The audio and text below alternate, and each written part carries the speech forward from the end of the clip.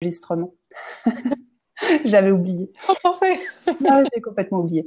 C'est vrai que rien que d'écrire un peu et de voir parfois, sans jugement de valeur, un peu les choses énormes que notre cerveau fait imaginer, euh, là on se dit, bon, je vais trop loin et il serait peut-être temps de prendre un petit peu de recul par rapport à ces idées extrêmes quand même, hein, parce qu'on est vraiment dans ce cas-là, dans l'extrême. Donc ça, c'est notre première étape. On va faire ce brain dump, tous nos idées, nos sentiments et tous les sentiments, les conséquences qu'on pourrait imaginer et qui nous font peur. La deuxième grande étape, c'est de laisser aller.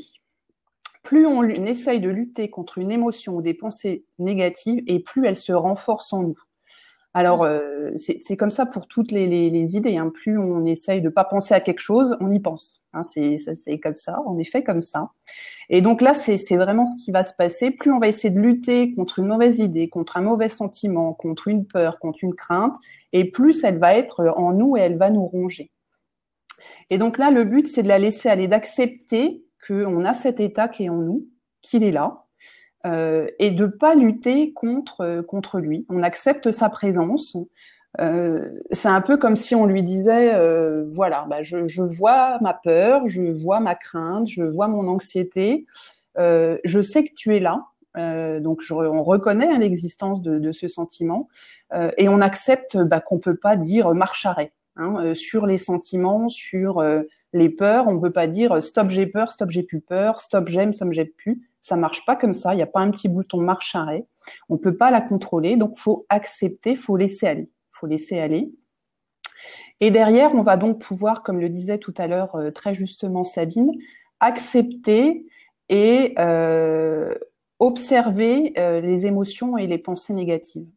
Donc les accepter et les observer, ça veut pas dire qu'on les scrute et qu'on s'imprègne dedans. Ça veut dire que on les voit là où elles sont et on garde à l'esprit que qu'elles ne sont pas réelles, que la plupart de nos pensées, elles sont extrêmes, comme on l'a dit tout à l'heure. On s'est fait un film. Elles sont pas réelles, c'est vraiment le fruit de notre imagination, mais on accepte cette présence. On entend hein, la petite voix qui nous dit tu vas pas y arriver, attention, il y a ci, hein, ça nous parle là, un peu comme certains disent le petit singe hein, sur son oreille qui nous parle. Mais on lui dit voilà, je t'entends, mais je ne t'écoute pas. Ah oui, ça. Voilà. C'est je t'entends, parce que ça, on va pas pouvoir empêcher la petite voix de parler, mais je ne t'écoute pas. Hein, c'est-à-dire que je ne prends pas pour moi ce que tu me dis, je comprends que c'est mon esprit hein, qui agit comme ça, et donc on ne s'en imprègne pas. Quoi. On prend de la distance et on refuse de l'écouter, cette petite voix. Très Ouais. important. Ouais, surtout qu'il faut persévérer parce que cette petite voix, elle finit toujours par partir. Elle finit par partir, voilà. Ou elle finit par rester si on continue à l'écouter. Et là, il y en aura plein des petites voix. Et... L'autre étape dans cette démarche d'accepter nos émotions et de les laisser passer, c'est être présent en pleine conscience et réceptif à ce qui nous entoure. Donc là, on a atteint le concept de mindfulness, hein, qui est lié aussi à la méditation mindfulness, c'est-à-dire être vraiment concentré sur le moment présent, sans penser ni au passé, ni à l'avenir, être juste là, maintenant, et se concentrer sur ce moment. Alors pour se concentrer sur ce moment, il y a plusieurs techniques. Il y a d'une part la méditation mindfulness dont j'ai parlé il y a 2 secondes, hein, c'est-à-dire on va respirer à fond et on va vraiment se concentrer sur sa respiration, sur le fait de sentir l'air qui rentre et l'air qui ressort. Hein, on peut le faire plusieurs fois et souvent d'ailleurs quand on a une crise de panique, quand on a vraiment une très mauvaise nouvelle qui nous tombe dessus et on ne sait plus réagir, enfin moi personnellement c'est ce que je fais, je vais prendre 2 minutes et me dire je me pose, je vide mon esprit en respirant comme ça, rien que pour se détendre un petit peu.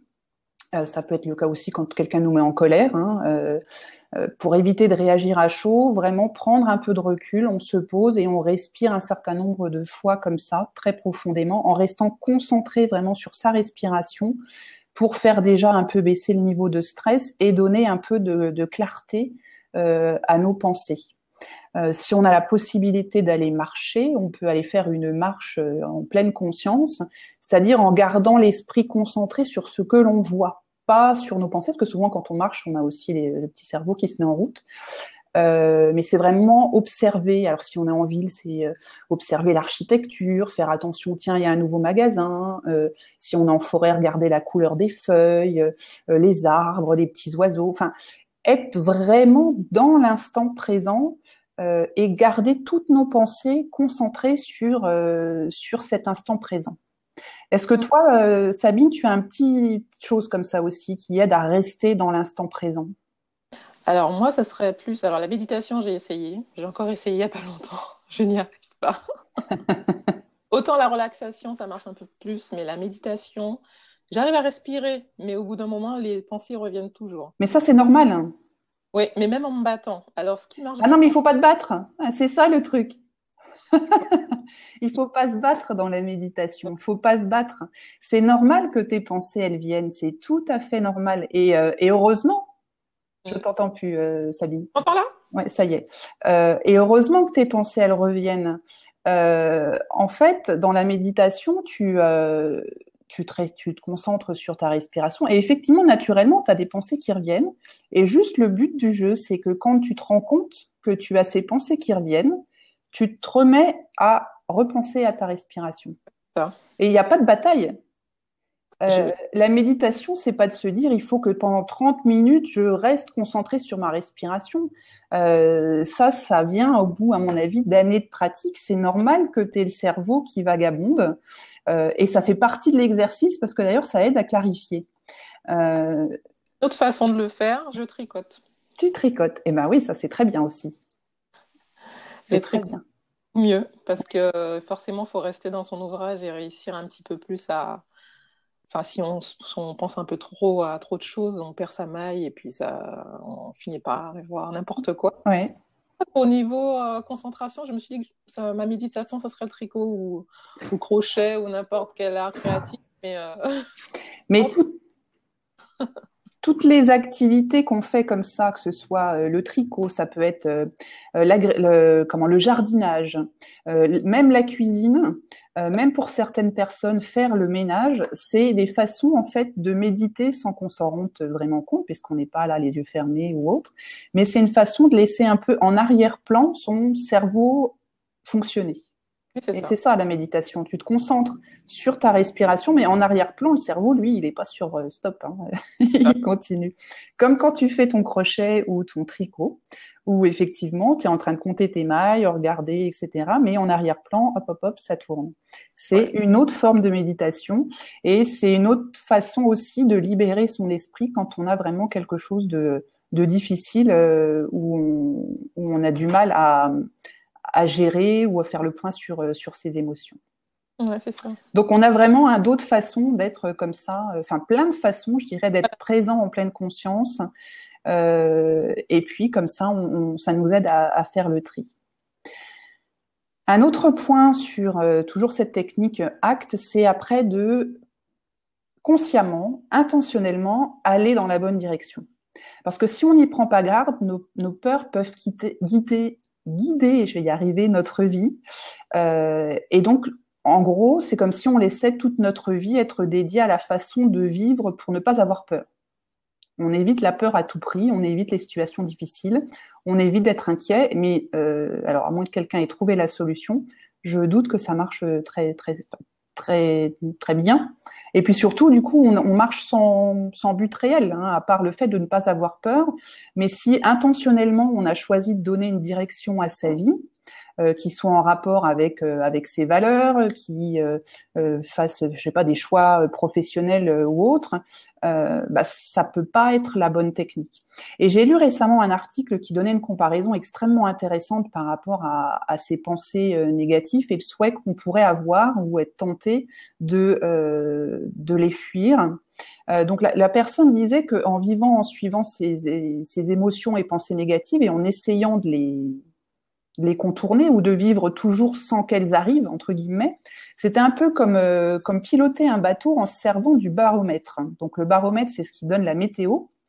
Et donc, c'est utiliser le baromètre en se disant, je ne vais aller que dans des endroits où il va faire calme et beau temps. Voilà. Alors qu'en principe, un bateau, on le guide plutôt avec un compas en disant, je veux aller dans cette direction-là.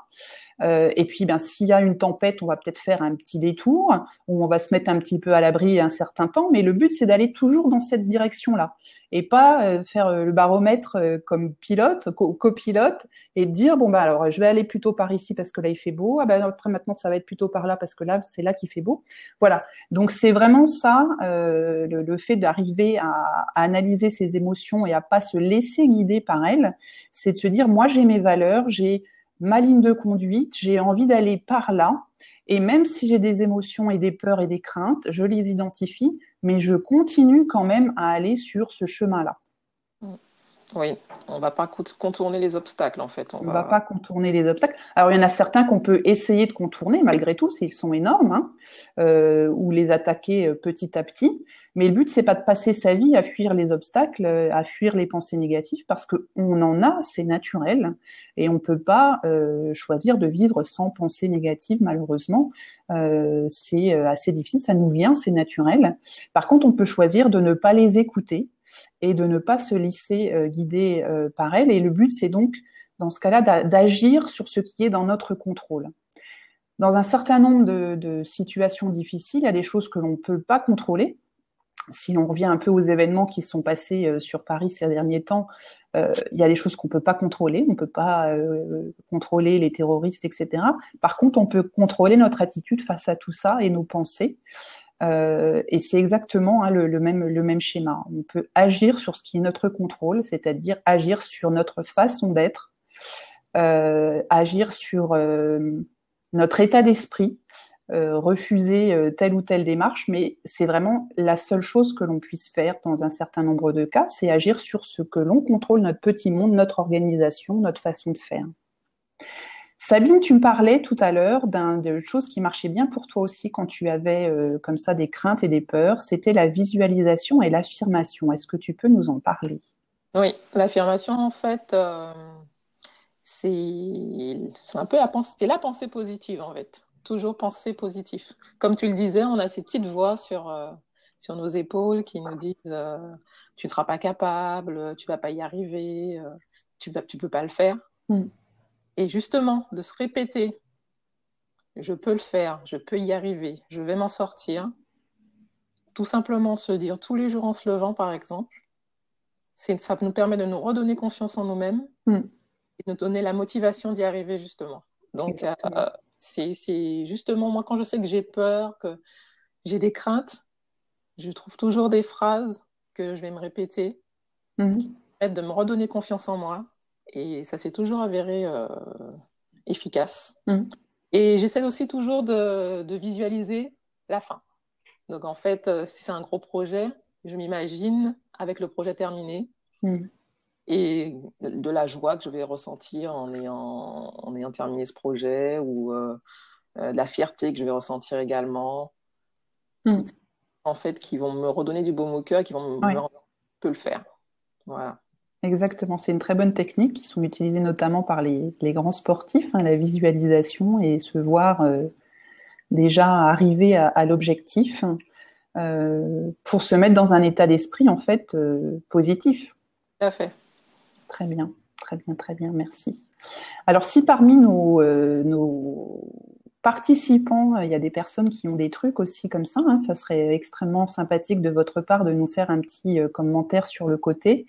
Comme ça, on peut voir aussi et tout le monde peut voir vos trucs et astuces pour gérer ces situations difficiles.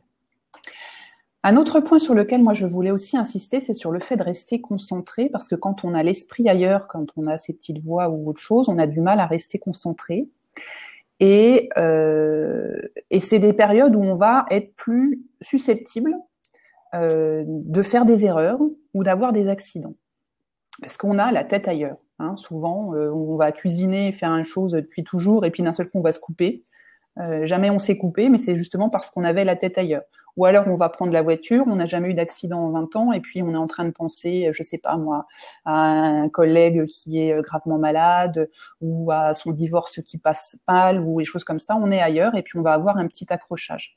Et quand on a cet esprit qui est rempli, on est beaucoup plus susceptible du coup d'avoir moins de concentration, on est moins dans l'instant, comme on a dit tout à l'heure. Et on va être plus susceptible d'avoir l'esprit ailleurs.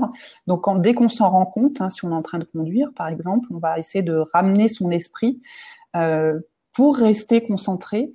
Et je dirais dans des périodes où beaucoup de gens autour de nous ont l'esprit ailleurs, parce que beaucoup de gens ont l'esprit préoccupé par ce qui se passe autour de nous, il faut redoubler de vigilance. À l'extérieur de chez nous, parce que effectivement, il y a beaucoup de gens dans ces cas-là qui sont comme nous, avec l'esprit ailleurs. Donc, il faut redoubler de vigilance là-dessus. C'est aussi valable au bureau, parce que c'est des périodes où on va risquer facilement d'oublier une réunion, de pas prêter attention à une deadline, de louper une information super urgente. Et dans ces cas-là, un des éléments de base de notre organisation, et pour essayer de ne rien oublier, c'est de faire des listes. Super important de faire des listes. Et alors, on a une spécialiste des listes avec nous, n'est-ce pas, Sabine? Spécialiste, ouais, on va dire ça comme ça. On va surtout dire que sans liste, moi, je n'y arrive pas. Il y a certainement des gens qui y arrivent très bien, mais si je ne peux pas structurer mes pensées, si je ne fais pas une liste avant de faire mes courses, j'oublierai quelque chose, ça c'est sûr. Oui. Et, je ne planifie pas, enfin, ça c'est peut-être tout bête, mais ma fille est partie ce week-end chez ses grands-parents. J'ai ma petite liste qui est déjà toute prête. Je sais exactement ce que je vais mettre dans sa valise, dans son petit sac. Mm. En 5 minutes, c'est prêt. Mais si je ne fais pas un petit coup d'œil, j'oublie quelque chose, ça c'est sûr. Mm. Ça, c'est sûr. Donc, je pense que vraiment, les listes, c'est un peu comme c'est un peu la suite du brain up. Une fois qu'on a tout mis sur son papier, structuré par catégorie, que ce soit les courses, tu parlais du professionnel, gérer tout ce qu'on a à faire au travail, Oui. tout les mails. Le fait de faire des listes permet de structurer son travail, que ce soit, surtout quand on est stressé, c'est important en fait de structurer son travail, de se dire, bon, j'ai des emails à faire, je sais exactement quels emails je dois envoyer, je les écris, je les note, je me fais une liste de tous les emails que je dois faire et je les fais tous ensemble. Parce que c'est aussi important de travailler de façon structurée, par exemple pas passer d'un email à un coup de fil ou passer je sais pas moi, à aller voir son collègue. Il faut garder la structure dans ce qu'on fait, généralement. C'est plus simple et ça permet d'être plus efficace. Donc, toutes ces petites listes que moi, je me fais dans mon quotidien, ça me rassure. Oui. Parce que je sais que je serai dans un état de stress pour une raison quelconque. Je sais que je peux m'y attacher parce que je sais qu'elle va me mentir. Mon cerveau peut me mentir parfois. Et ma petite liste générale, elle ment pas. Oui. Ouais. Donc c'est tout simple en fait. C'est tout noté. Alors après, pour les listes, on peut pas obligé de faire sur le papier. Il y a pas mal d'applications maintenant qui permettent de faire des listes de son smartphone, de son ordinateur, sa tablette. C'est vraiment très, très pratique. Et justement, parce que ces applications permettent de se synchroniser, donc on peut noter quelque chose dans le train et après le retrouver sur son ordinateur au travail et avoir cette petite liste, par exemple, toute prête. Prête. Je sais que toi, t'es une fan d'Asana. Moi, je suis une fan d'Asana. Oui, c'est vrai que je suis une fan d'Asana pour gérer mes petits projets, mais je fais quand même des listes. Alors, rarement sur le papier, je l'accorde, à part à la maison et encore. Moi, je fais mes listes sur une application sur mon smartphone, en fait, sur l'application des rappels de l'iPhone, où j'ai créé tout un tas de listes. Et puis pour tout ce qui est professionnel ou qui touche à mon blog ou mon podcast, c'est vrai que j'utilise Asana, sur lequel je vais créer effectivement mettre tout un tas de listes et puis créer tous mes petits projets l'un derrière l'autre. Mais c'est vraiment des choses un petit peu différentes de la petite liste de la maison. Enfin pour moi, j'ai séparé les deux. Je fonctionne pas sur la même façon et j'ai pas les mêmes utilisations d'ailleurs des listes que je vais utiliser à la maison pour des courses, pour des achats, pour des choses à faire. D'un projet professionnel qui va intégrer plusieurs personnes. C'est pas les mêmes besoins. Et donc, pour moi, ce n'est pas les mêmes outils qui sont nécessaires dans ces cas-là. Ouais. Voilà. Mais c'est vrai que quand on est dans des situations où on est très perturbé par l'extérieur, où on est très stressé, où on a des sentiments conflictuels un peu en nous, le fait d'avoir un certain nombre d'habitudes comme ça, on se raccroche à ça. Hein, c'est un petit peu entre guillemets nos bouées de sauvetage. Si on a l'habitude de faire des listes et qu'on le fait systématiquement, même dans les périodes où l'esprit s'emballe, on sait qu'on a nos listes. Et comme tu l'as dit tout à l'heure, ton cerveau peut te mentir, mais pas ta liste. Et ça, c'est la force de l'habitude. Et dans des périodes de forte perturbation, plus on a des habitudes et des rituels très profondément ancrés, plus on va pouvoir en fait se rattacher à ces rituels pour reprendre pied. Alors c'est valable pour les listes, ça va être valable aussi si on a des rituels le matin, hein, de se lever et de faire un certain nombre de choses toujours dans le même ordre avec ses enfants, sa famille. Ça permet que même si on a vraiment des gros événements qui nous tombent dessus et que l'esprit il est ailleurs, en fait on est un peu en autopilote sur un certain nombre de choses. Et ce qui nous permet quand même de reprendre pied et d'avoir quand même un minimum vital de fait. Parce que une autre chose à prendre en compte aussi, c'est que quand on est dans une période difficile euh, et on s'est mis des objectifs trop hauts, on va avoir beaucoup plus de mal encore que d'habitude à les atteindre puisque on est, je dirais pas forcément à 100% de ses capacités. Hein. Et donc, dans ces cas-là, on va faire le minimum vital, entre guillemets, hein, donc tout ce qui est ces habitudes de liste, de rituels, etc., ça va nous donner une base déjà, on sait que déjà ça, on va le faire. Et puis après, il faut être, je dirais, objectif et rationnel dans les objectifs qu'on va prendre à côté, que ce soit professionnellement ou personnellement, pour faire des choses atteignables compte tenu des circonstances. Hein, le but, c'est pas non plus d'essayer de grimper la montagne alors qu'on a une jambe dans le plâtre, entre guillemets. Il faut le faire en tenant compte de ce qu'il y a autour de nous. Tout à fait. Voilà. Euh, Après, si on veut continuer un petit peu sur ce même sujet qui est donc de faire face aux événements, et je dirais pour être peut-être un petit peu plus en lien avec l'actualité française et ces attaques terroristes qui nous ont fait penser effectivement à nous dire on pourrait prendre le sujet sur un autre angle. Je dirais que parfois il faut savoir après s'adapter. Hein. Il y a des choses, comme on l'a vu tout à l'heure, on ne peut pas lutter contre tout. Il y a des choses qui sont en dehors de notre contrôle. Il faut parfois s'adapter. Quand on sait qu'il va pleuvoir, on prend un parapluie. Quand on sait qu'on est maintenant dans un monde où la guerre est chez nous, avec un ennemi qui est complètement invisible, dans ces cas-là, il va falloir qu'on prenne nous tous aussi des précautions et peut-être d'autres habitudes de vie qui doivent rentrer un peu dans nos routines, hein, bien informer nos enfants, faire attention, suivre des recommandations des forces de l'ordre, que sais-je. Parce que voilà, ça va être mettre en place des habitudes qui vont nous aider aussi à nous rassurer, hein, savoir toujours où sont nos enfants ou nos proches dans des circonstances comme ça peut nous aider à nous rassurer. C'est des petites choses, des toutes petites choses, je dirais, mais c'est des choses que l'on peut contrôler pour essayer de, je dirais pas mieux vivre, mais en tout cas moins mal, hein, moins mal ce qui nous arrive. Peut-être aussi d'éviter d'être trop 24 heures sur 24 avec les chaînes d'infos qui nous balancent tout un tas d'informations. Euh, Si on veut essayer de sortir les idées négatives de notre tête pour avancer, parce que le but c'est quand même d'avancer, d'être efficace dans notre vie personnelle et professionnelle, c'est pas en s'entourant de là c'est plus nos petites voix qui parlent, hein, c'est tout un tas de voix autour qui vont se mettre à parler, qui vont dire tout un tas de choses plus ou moins intéressantes qu'on a déjà entendues 1000 fois. Et si on veut vraiment faire éteindre un peu ces petites voix, il faut peut-être aussi éteindre sa télé tout simplement ou son poste de radio. Ça ne veut pas dire qu'on se bouche les yeux, hein, on sait dans quel monde on vit, mais on refuse que ce soit notre quotidien à la maison tout le temps, en permanence, parce qu'il y a d'autres façons de vivre avec que de l'entendre à la radio, à la télé, voilà, en permanence. Ouais, je suis bien d'accord. C'est C'est vrai que une façon de prendre soin également. c'est une façon de prendre soin de soi également, surtout qu'on n'entend toujours pas que des choses euh, qui sont comment pertinentes. Hein, on entend 10 000 fois les mêmes sujets, on voit 15 000 fois les mêmes images. Elles vont pas changer. Ce qui est fait. C'est horrible, affreux, épouvantable, mais il faut malheureusement continuer à avancer et en tirer des conséquences pour ajuster nos modes de vie. Et puis après, il faut aussi continuer. Voilà, il n'y a pas le choix. La vie on vit. On a la chance d'être encore en vie, donc il faut continuer. Tout à fait. Voilà. Et puis, une autre petite chose aussi pour rester efficace dans ces périodes difficiles, moi j'aurais tendance à dire, c'est aussi d'éviter les discussions sans fin à la machine à café.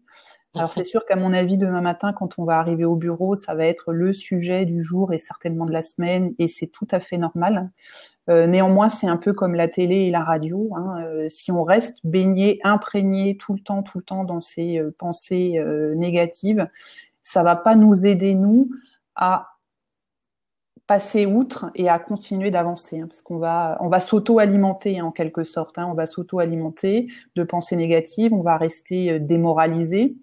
Et mon sentiment, en tout cas, c'est que dans tout ce genre d'attaques et de terrorisme, au-delà des morts affreux qu'on a pu voir, le but aussi, c'est de nous atteindre nous, c'est de nous atteindre là, dans nos esprits, et qu'on soit complètement perdu, qu'on soit complètement démotivé, qu'on ait peur, et on s'alimente en continuant, à mon avis, à rester dans des discussions stériles parce qu'on ne sait pas tout à nos niveaux. Hein. On n'a pas tous les éléments, on ne connaît pas ce qui se passe dans les autres pays, on ne sait pas ce que l'État fait, enfin, on n'a que ce qu'il nous donne comme information. Donc à passer des heures à discuter ou à conjecturer sur tout un tas de sujets comme ça ne peut qu'alimenter en fait notre crainte. Ouais. Quels que soient les sujets, hein. Aujourd'hui, effectivement, ça va être le terrorisme, ça peut être un accident, ça peut être plein de choses. Il faut rester à l'écoute des gens qui ont besoin de parler, bien évidemment, parce que y a des gens qui naturellement sont beaucoup plus vont être plus touchés personnellement ou qui vont être beaucoup plus émotifs que d'autres et qui ont besoin de parler. Donc le but, c'est pas non plus de leur fermer notre porte. On n'est pas des sauvages. Mais il faut pas rester enfermé là-dedans si on veut continuer à avancer et à rester efficace, parce qu'on est quand même payé au bureau pour être efficace en principe. À la maison, vous avez toujours vos petites têtes blondes qui comprennent pas du tout ce qui se passe autour de nous encore et qui ont besoin qu'on leur fasse les repas, qu'on s'occupe d'eux, qu'on joue avec eux. Et si on a toujours l'esprit ailleurs cannibalisé par des pensées négatives, on va pas être avec eux, on va pas pouvoir les accompagner ou voir leur expliquer ce qui se passe de façon sereine et relativement objective. Qu'est-ce que tu en penses, toi qui as une petite puce? Je suis totalement d'accord. Alors pour le moment, je ne sais pas trop si on va devoir lui expliquer tout ça. Mmh. Elle était chez ses grands-parents, donc du coup, je ne sais pas du tout si elle a tout compris ou si elle a Mmh. suivi ce soir. Mmh. Mais enfin, moi, je pense que c'est une enfant, qu'elle reste dans l'innocence et qu'elle soit protégée de tout ça. Mmh. Les enfants, pour moi, n'ont pas à être inquiets. Ils ont déjà leurs propres inquiétudes très très jeunes.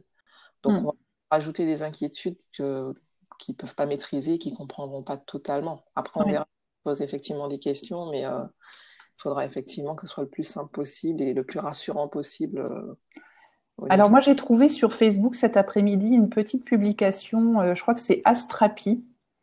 C'est un petit PDF de 2 pages. Je l'ai mis sur mon mur Facebook et je vais le mettre sur la page de Productiveview, hein, parce que j'ai une Super. page aussi Facebook Productiveview. Ça a vraiment 2 pages. Alors c'est peut-être pas pour les enfants de 2-3 ans, mais pour un petit peu plus grand, ça explique un peu les événements qui se sont passés avec des mots extrêmement simples. Et donc pour tous les parents qui nous écoutent, je vais poster ça juste après là sur ma page, de façon à ce que vous puissiez, enfin sur la page de Productiveview. Voilà, je le fais de ce pas d'ailleurs. Comme ça, vous allez pouvoir le récupérer vous aussi. Ouais. Et c'est vraiment très très très bien fait. Hein. C'est voilà un petit journal qui s'appelle Astrapi de Bayard Jeunesse. Et je pense que ça peut donner quelques pistes aux parents, puisque voilà, c'est l'actualité. Les enfants vont en parler à l'école forcément, même si bon, les tout petits en maternelle peut-être pas, mais pour ceux qui ont des enfants un petit peu plus grands, forcément, il va y avoir des questions qui vont venir. Voilà. C'est sûr. Et globalement, que ce soit pas uniquement sur ce qu'on vit actuellement, mais quand on est en situation de stress, je pense que c'est important d'en parler aux autres, d'en Mm. parler, d'avoir quelqu'un pour extérioriser. Parce que comme tu disais, il y a des gens qui ont besoin de parler. Oui, Donc, si c'est votre cas, c'est important de le faire, de ne pas tout garder. Parce que souvent, on ne se rend pas compte qu'il faut savoir demander de l'aide et qu'il y a des gens qui sont là pour vous aider, pour vous épauler. Donc, il ne faut pas hésiter en fait à le faire, c'est important. ouais, je suis tout à fait d'accord avec toi. Le partage, c'est important.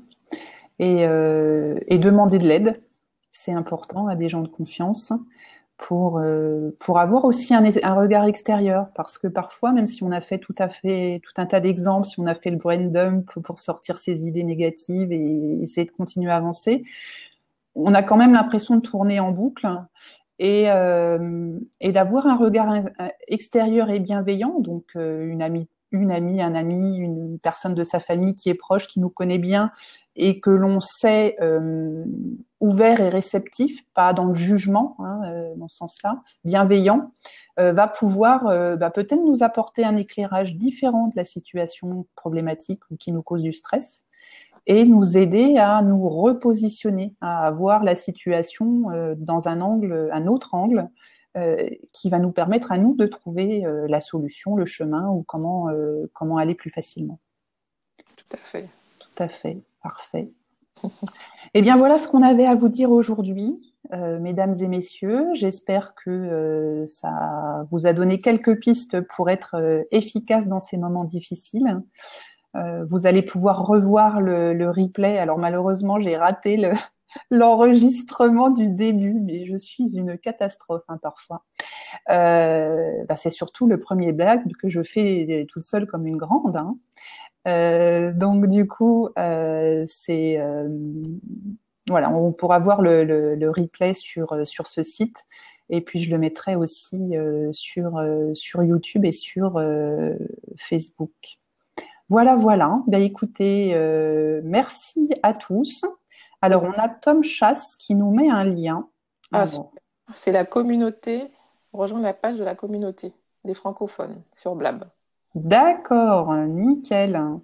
Comme chasse. Alors, hop, alors je vais tout de suite l'ouvrir, moi, comme ça, je vais la voir. Eh ben, merci beaucoup, Tom. Les blabs français. Oh, bah, parfait. Bah, c'est vraiment très, très bien. Je ne savais pas que ça existait encore. Enfin, ça existait déjà, plutôt. C'est parfait. Bah écoute, merci Tom pour cette excellente idée. Merci à tous de nous avoir suivis. On vous souhaite, malgré tout ce qui se passe, un bon dimanche en famille. Et puis, j'espère qu'avec Sabine, on aura l'occasion de vous retrouver un prochain dimanche dans des circonstances un peu plus gaies. Et puis, eh bien, on vous embrasse tous. Merci Merci. beaucoup. À bientôt. Au revoir.